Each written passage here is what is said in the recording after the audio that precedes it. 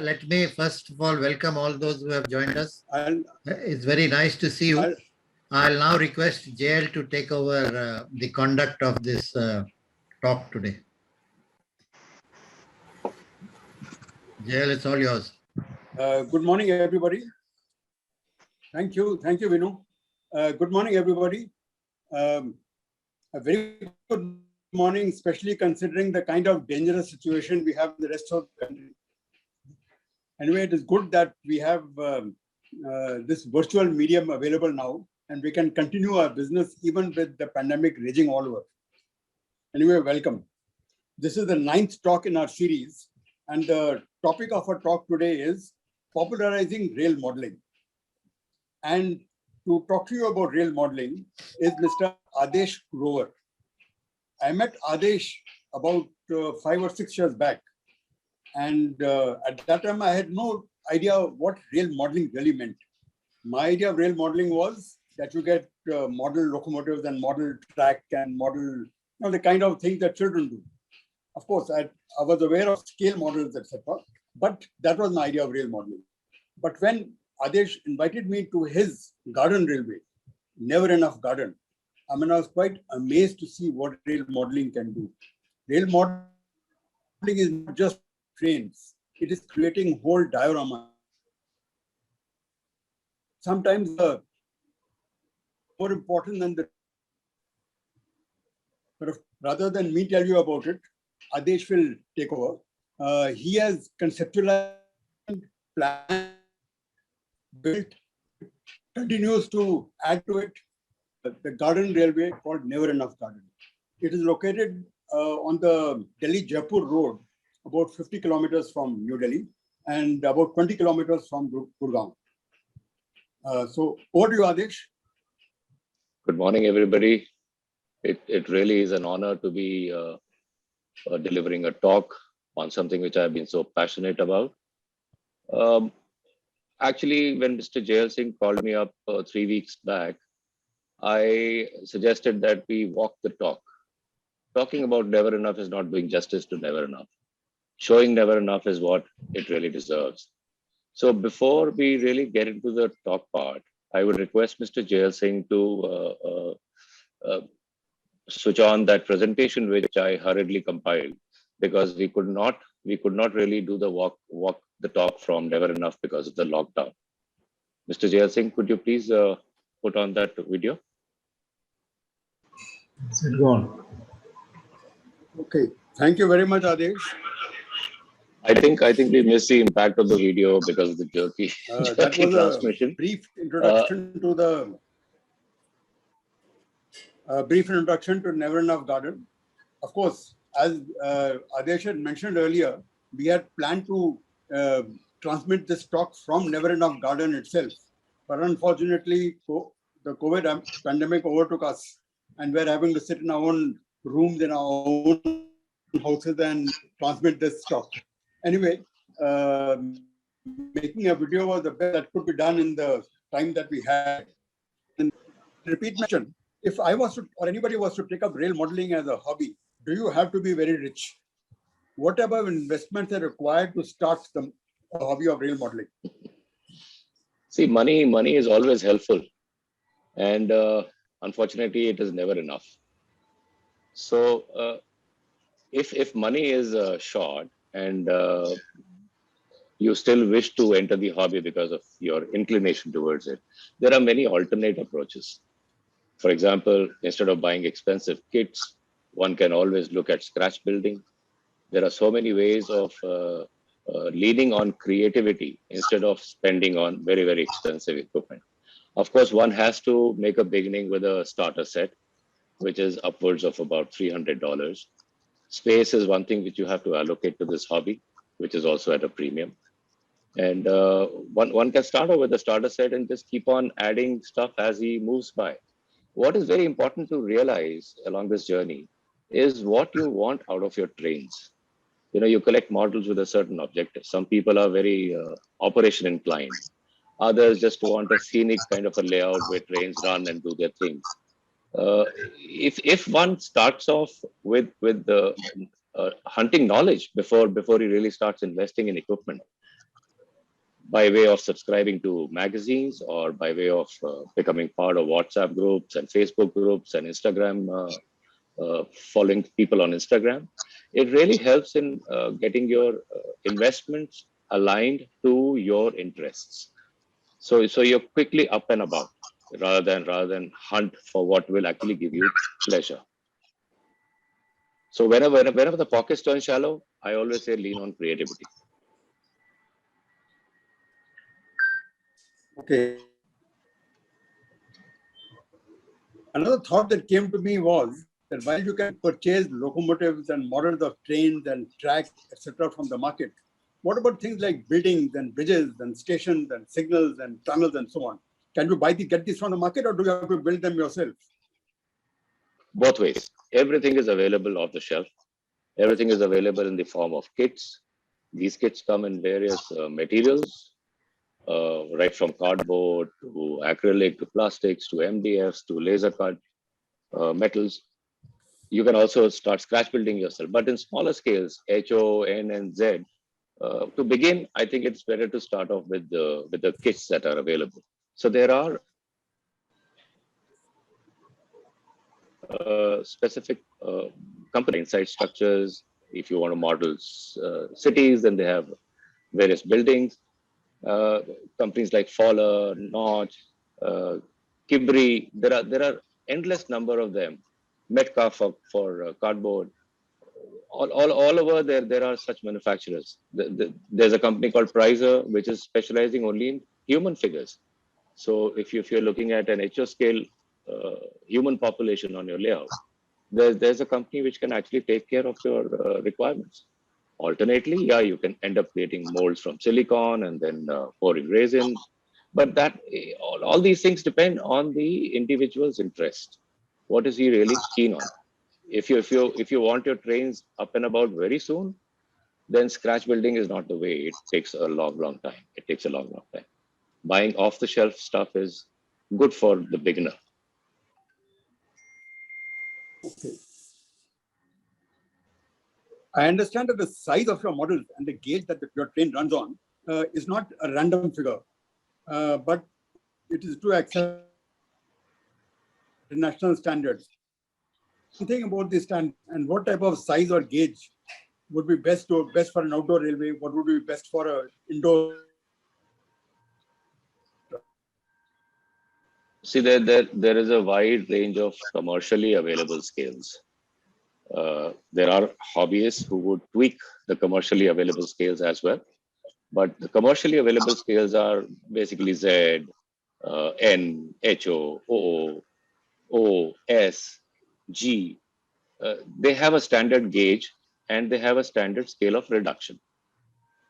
Incidentally, the one which I use outdoors is the G scale, which is religious about the gauge, but not so religious about the scale.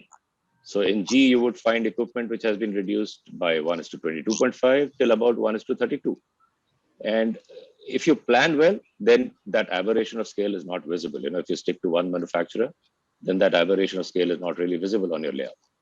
But in HO and O, they're very specific about the scale of the equipment. For what outdoors, size and gauge would you recommend for a beginner? See, this actually depends on what are his givens. It depends on the space available.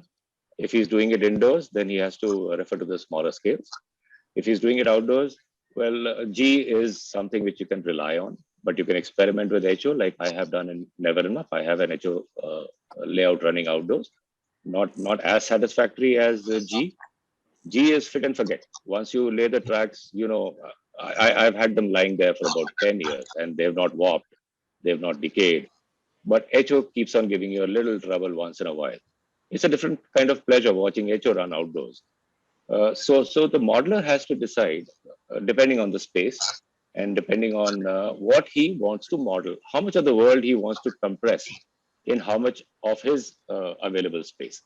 So if he wants to model a larger area, then he would have to choose for a smaller scale, opt for a smaller scale. And aesthetics of the scale is also something which is an individual's preference. So some people like the details which are very easily available in HO. Some people opt for N because of the ease of conducting operations in a smaller space.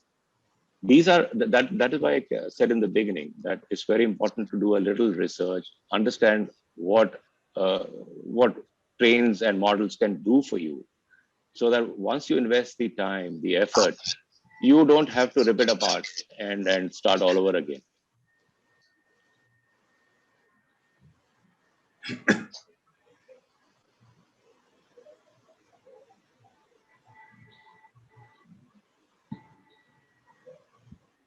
Just to be a little more specific, exactly what is the size of the G gauge? I mean, how many 45 inches, how many mm. centimeters? 45 mm. 45 mm between the rail edge. That is G. And what is HO? How much is HO? HO and OO. Now that's the war between the Americans and the British. So one is to 76, the other is 1 is to 87. But they have the same gauge of 16 mm. How did you get introduced to model railway? This happened very early in life. There was a very close friend whose father returned from his stint in the BOAC, carried back a Hornby, laid it out on a plank of wood, and barred us from entering the room or playing with the trains. This is when I was probably 5 or 6 years of age. But he could not stop me from falling in love with the trains. So that love stayed. And as soon as I could bring it out of the back burner in life and I could afford to buy trains, I started investing in them. But incidentally, that train set, which I saw running in my friend's home, is part of my collection now, and it still runs. So it is well over 50 years old, and it is still working. But that's how I fell in love with trains at a very, very young age. And probably that is why I always wanted to build a Never Enough so that I could share my toys and my hobby with the children. Especially for an outdoor railway, outdoor model railway, maintenance must be a major issue. How do you handle that? It is. It is. See, we are in the computer generation today where we press Alt backspace and expect corrections to happen. Whereas once you're laying tracks with brick and mortar, you're creating a rail bed. It's very important to get your drawings in place, get your gradients in place, get your curves right, and not make so many faults which cannot be rectified. So it is very hard work. Working outdoors is never easy. I remember returning from Never Enough day after day with cramps because I had been working from morning till the evening, working with the help which was locally available there to lay the tracks. It's not really something which you can do with a possible degree of commitment. It really requires a lot of commitment. And I suppose a lot of passion, not just commitment.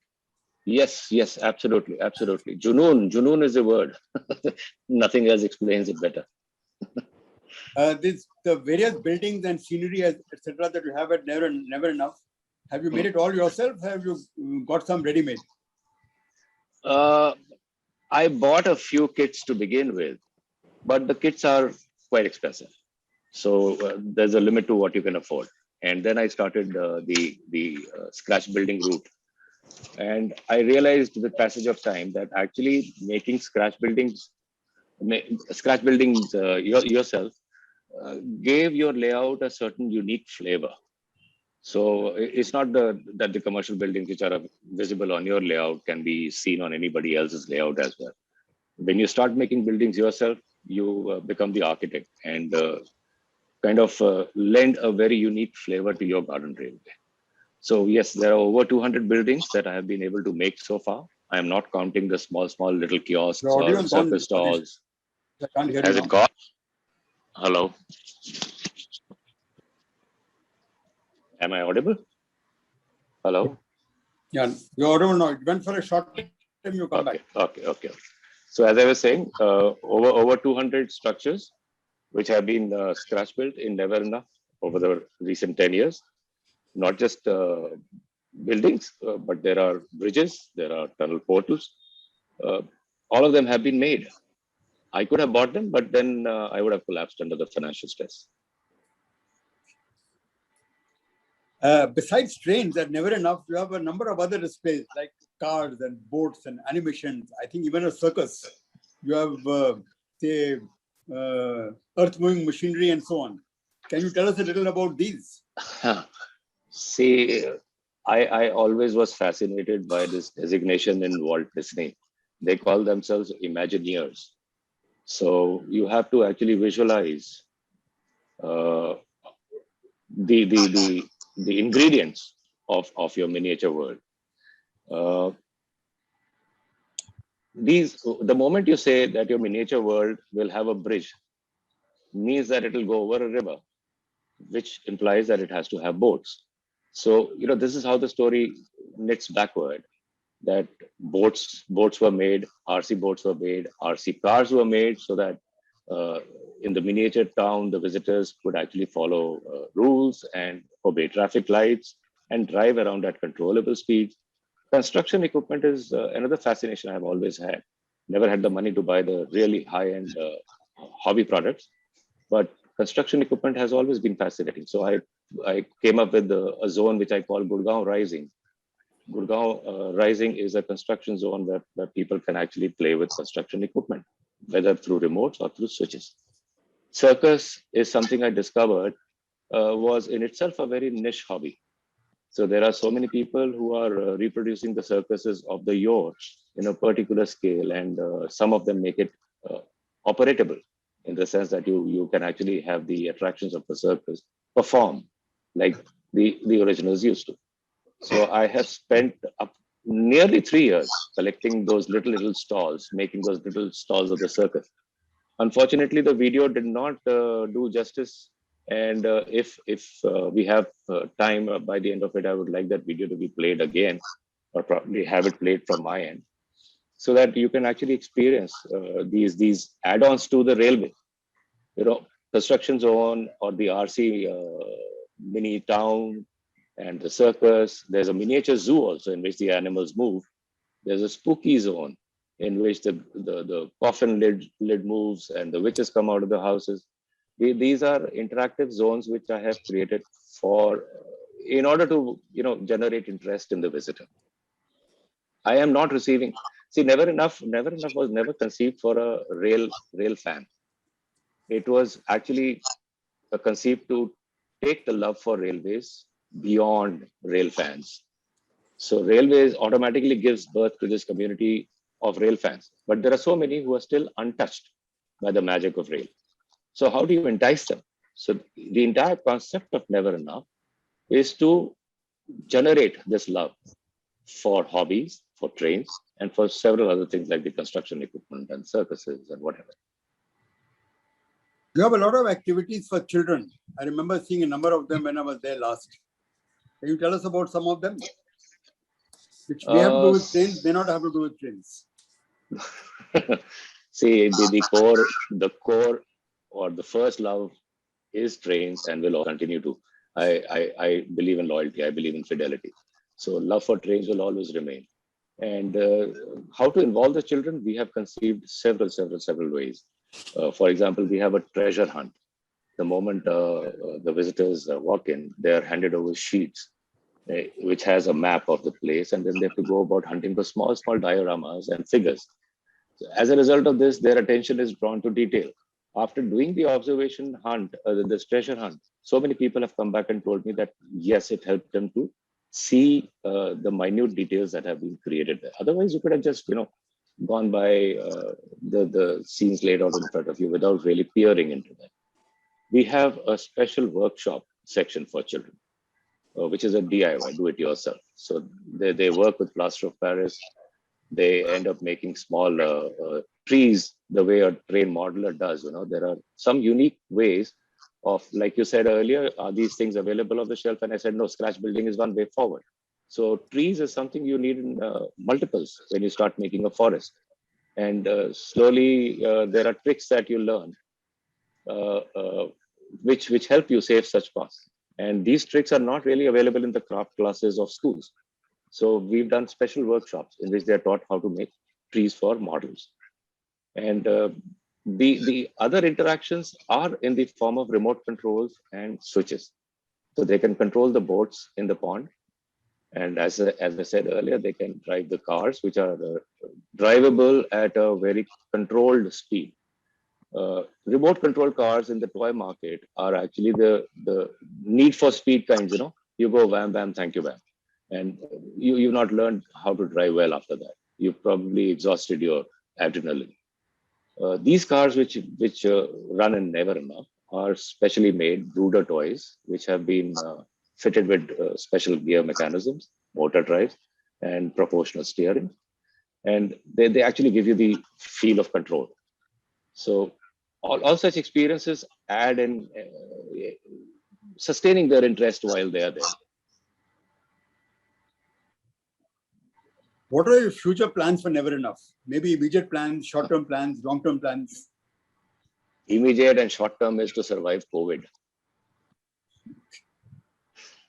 The recent months have been disastrous for all businesses, for all ventures.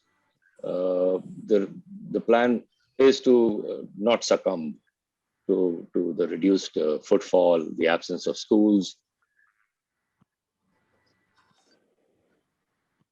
Our revenues came from largely two segments. One was the school, and schools have gone missing. And I don't think they're coming around for a very long time. So short term is to actually survive COVID, and the long term is to return the trust and the faith that society has put in Never Enough. I have been amazed at the kind of response Never Enough has generated. The kind of popularity it has achieved was unthinkable. I received a lot of rejection in the beginning years where people thought, who is going to drive 60 kilometers out of Delhi to watch model trains? And we have proven them wrong. We've actually got crowds coming on a road which is not paved. GPS actually calls the last section of the road Never Enough Garden Railway Road because there is no road there. So reaching out to so many and surviving so far means that we've done things right. And to take this goodness forward is the long-term plan. This has turned out to be my walk in the sunset. So I have kind of limited that to the size of a family-run business. Deliberately, I'm not seeking growth, which requires formation of an organization, setting up hierarchy, and then losing contact with the people who are working in. So we are deliberately holding on the reins of the size of business, but we are not averse to seeking help from outside in maintaining and operating the place.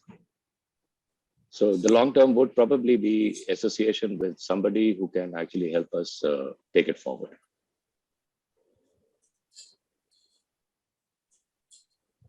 Your audio again, Adesh. Am I audible now? Yes. Yes, you come back. So, yeah. You disappeared for a short time, you come back now. So the last which I said was that for the long run, we are not averse to the idea of associating with the experts who can actually help us take this experience forward, so that the goodness is multiplied. Thank you very much, Adesh. I would like to tell all participants today that I've been to Never Enough at least 7 or 8 times in the last 4 or 5 years. And every time I go there, I see something new, something which was not there on my previous visit. On an average, I would be visiting once every 7-8 months. And each time there's something new. So I would recommend that whenever you are in Delhi or Gurgaon or in this area, please visit Never Enough. Of course, summer is not a good time. The pandemic is not a good time. But winter without pandemic is an excellent time to visit Never Enough. So I just received a request from one of our members in Australia, Warren Miller. He's a modeler himself, and he has managed to take, say, Australian kits and convert them to Indian locomotives. He wanted to display one toy train in which he has modeled a WDM2 locomotive of India. So can we request Warren to show us that the model of his? Warren, are you there? Yes, thank you, JL. Can you hear me? Yes, we can hear you. Oh, good. Adesh mentioned the price of making models, and I found one cheap solution was a little, the children's toy, which is a bit small. It's just a toy and it's too short. But if you get two of them and cut them in half, you can make up a much better one. So I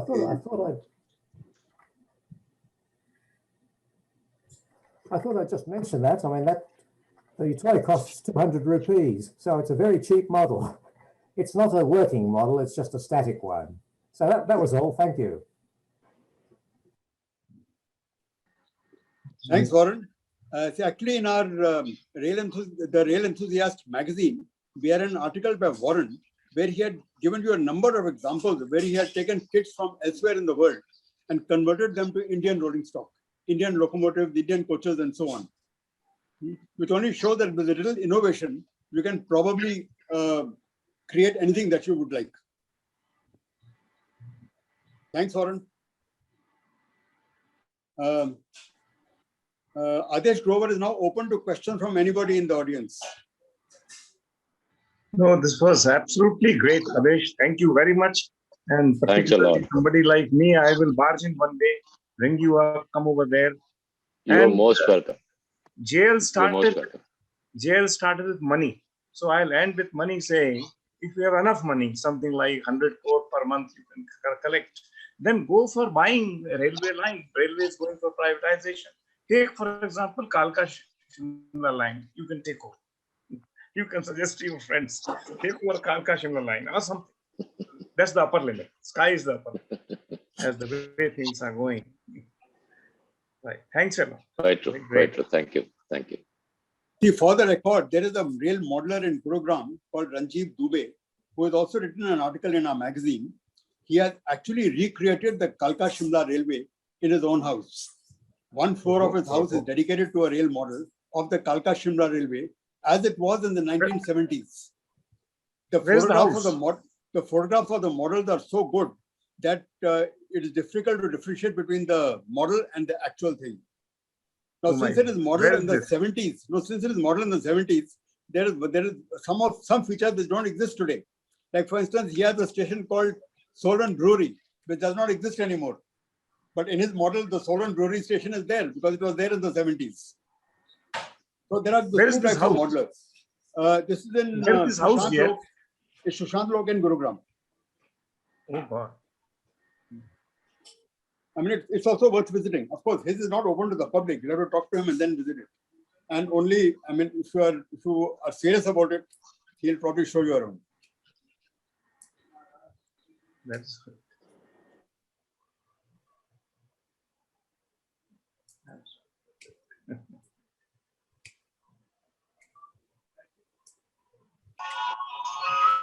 Anybody else has any question or comment or anything?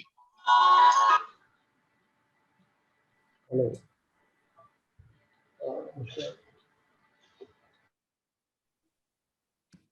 Hello.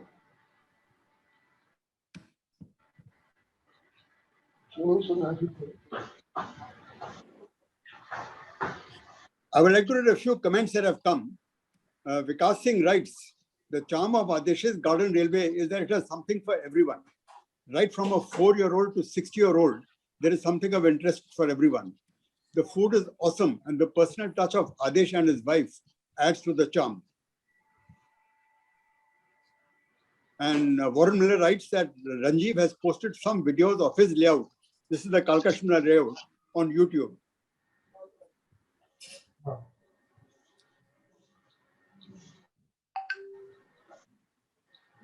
Warren Miller also mentioned that he congratulates Adesh on the fact that the Never Enough Garden is interactive. Most public displays do not have these features.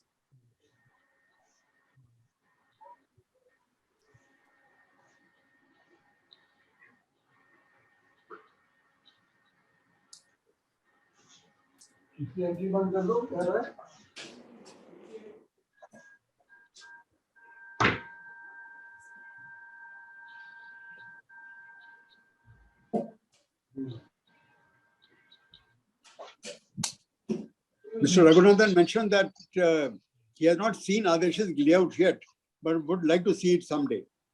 You are welcome anytime. Mr. Raghunathan, you're always welcome. Adesh, I have a question. Tell me, sir. Did you buy the track already set, or did you hand lay the track? No. This is absolutely off the shelf. Off the shelf. This is the track made by LGB and Pico. Okay. I've been buying ready-made tracks. See, my canvas was intended to be so large. Had I started fabricating the tracks myself, I would have probably needed another lifetime.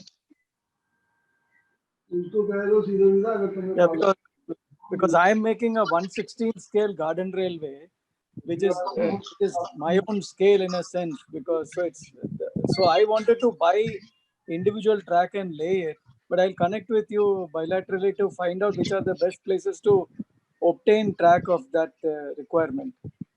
Sure.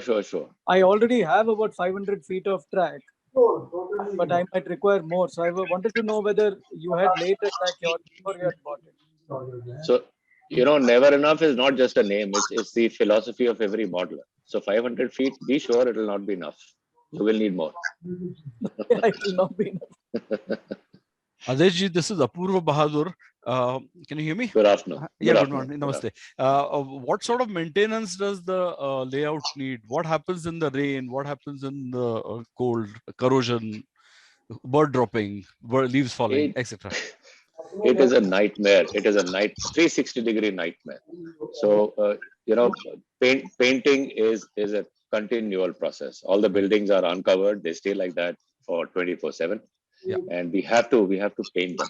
Okay. We've been talking about interaction, which means that there are several small motors and yards of wires, so many switches. All of them cave in. Occasionally, or rather quite frequently, these motors go bust, and the wires are subject to whatever the dew can do to them, and the rust can set in. So maintenance is really a round the clock effort. Yeah. What voltage are you running at? See, the trains get a different voltage up to 0 to 24 volts. And all the mechanized stuff runs up by 12 volts. Okay. Even the dusk lighting, all the lights that are fitted inside the houses or spotlights on them, they are also operated by 12 volts only. Okay. Right from the beginning, I was very scared of having AC wires running under the ground in the open. So I planned everything to run on 12 volts. Right, sir. Thank you so much. Thanks a lot. Thank you.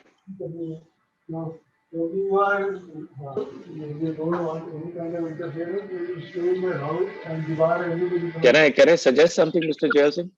Yeah.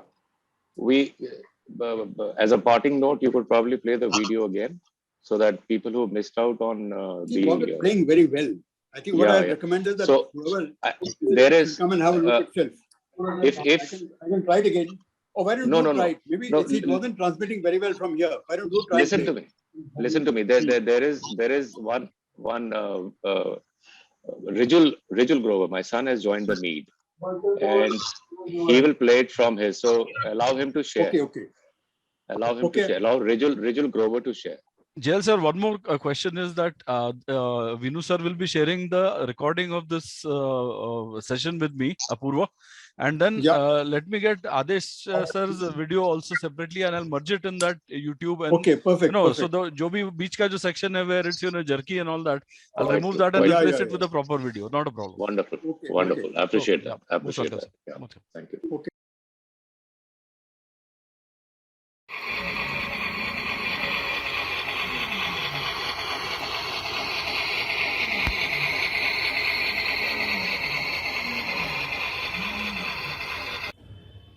I'm grateful to the team of RES for this opportunity to introduce Never Enough Garden Railway.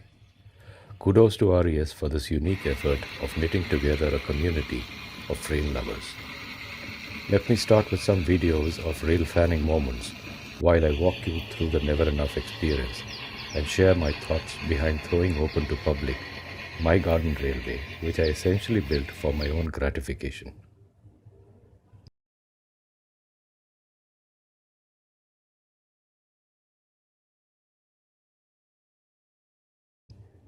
At the age of 22, I followed my heart to cross over from a career in engineering to start my own advertising agency. Not surprisingly, I did it again when I exited the 33-year-old business of advertising to focus on my own private museum.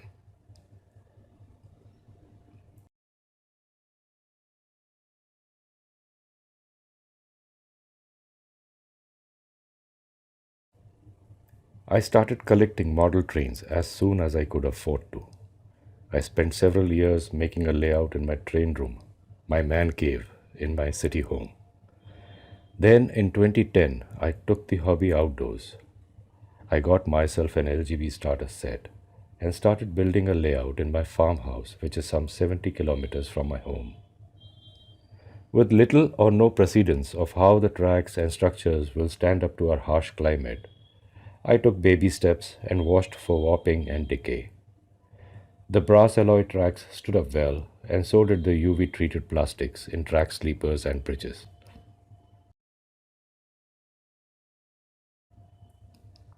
I soon realized that trains in the garden were so much better.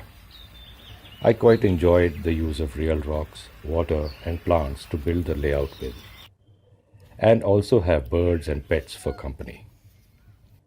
A garden with its own railway was a perfect setting for friendly get togethers, quite unlike a room with trains. At some point, the plan to share the joys of rail modeling with others started to grow in my mind. A hobby like this needed to be more visible for it to pick up a following.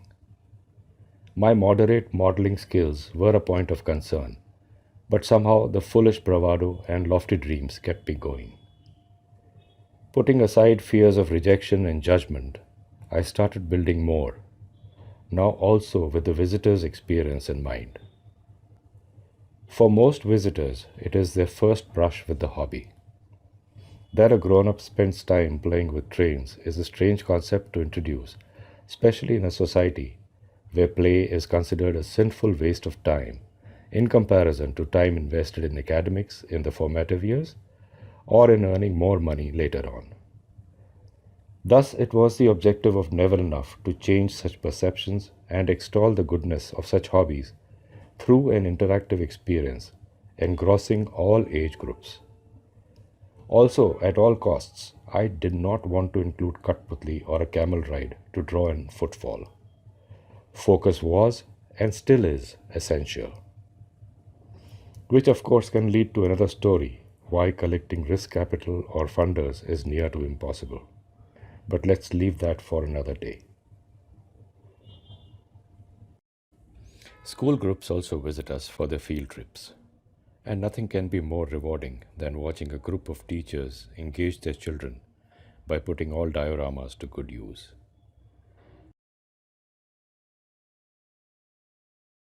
One way is aerial, that you can take the air route and extinguish. What is the other way, Nitya? During the making of Never Enough, I started to venture into newer hobbies. For instance, just the very desire to add a functional circus opened up a new hobby of circus modeling. Shipbuilding and RC cars also were collateral interests which have found an expression here. And because the Garden Railway is a work in progress, new dioramas are constantly being added, giving repeat visitors the incentive of discovering something new each time they come back. The ongoing epidemic has called for improvisation in the visitor experience. To reduce touch, switches have been replaced with proximity sensors operated by a magic wand. I invested the lockdown period in making audio-video walkthroughs, which is next best to having me walk them along. A lot of thought has gone into creating the visitor's experience. Observation sheets, workshops, and above all, interactive stations. All exhibits have some kind of movement built into them, which the visitors operate. These movements are simple mechanical automatas, much like the camshaft of a steam locomotive, converting linear into rotary.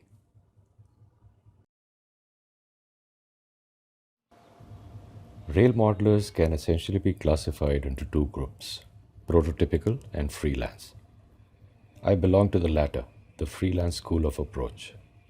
I am more comfortable not following the pundits who profess a certain right approach to playing with trains, and for me nothing is sacrilegious.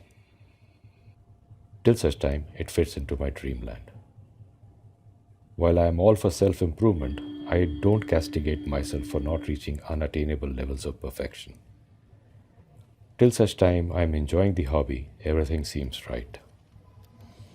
Probably this is the approach which comes through in the never enough experience. A hobby has to be relaxing and rejuvenating.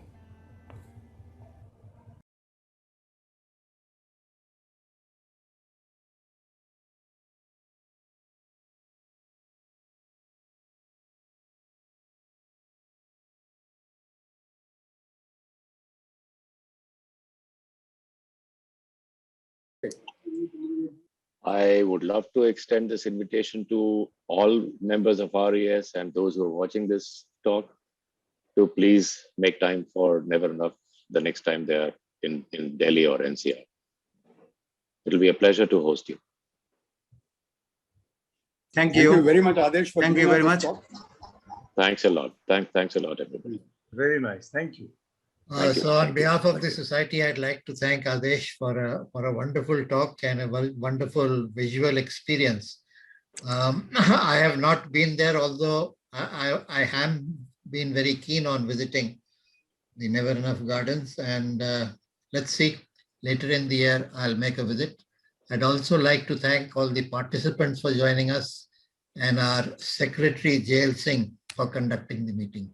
Thank you, and we look forward to seeing you next month. Thank you. I would like to mention that next month's talk is going to be by Mr. Venkateshwaran Anand, who's perhaps the best storyteller that I've ever met. So I look forward to the talk, and I hope all of you also look forward to his talk. Thank you. Thank you. Thanks. Bye. Thank you, everybody. Thank you.